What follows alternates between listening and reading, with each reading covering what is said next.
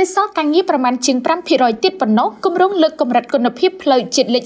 48 នៅខេត្តកោះកុងក្រុងបញ្ចប់ការងារសាងសង់តាមផែនការគ្រោងទុកនៅរដូវប្រាំងខាងមុខនេះឯកឧត្តមសូវីទ័ររដ្ឋលេខាធិការក្រសួងសាធារណការនិងដឹកជញ្ជូននិងជានាយកគម្រោងបានដឹកនាំក្រុមការងារបច្ចេកទេសក្រសួងក្រុមហ៊ុនទីប្រឹក្សាបច្ចេកទេសនិងក្រុមហ៊ុនសាងសង់ចុះពិនិត្យការអនុវត្តគម្រោងលើកកម្រិតគុណភាពផ្លូវជាតិលេខ 48 ដែលសម្រេចវឌ្ឍនភាពការងារប្រមាណ 94.30% ហើយនៅថ្ងៃទី 2 ខែមេសាឆ្នាំ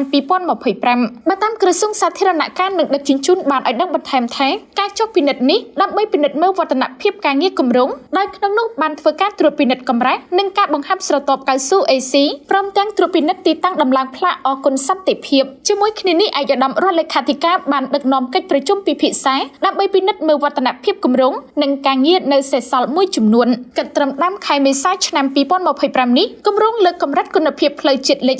48 បានសម្រេចវឌ្ឍនភាពការងាររបស់ខ្លួនប្រមាណ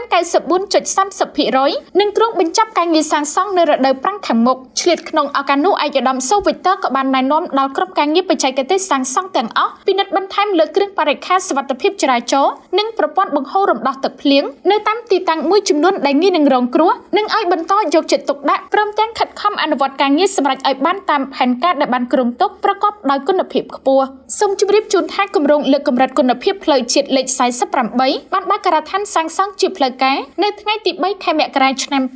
2022 ដែលជាអនុទានសម្បទានពីរដ្ឋាភិបាលនៃសាធារណរដ្ឋកូរ៉េជាមួយនឹងថវិកាបដិភាគរបស់រដ្ឋាភិបាលកម្ពុជាសម្រាប់ការដោះស្រាយផលប៉ះពាល់និងយុទ្ធភ័ណ្ឌមិនទាន់ផ្ទុះផ្លូវជាតិលេខ 48 មានប្រវែងសរុប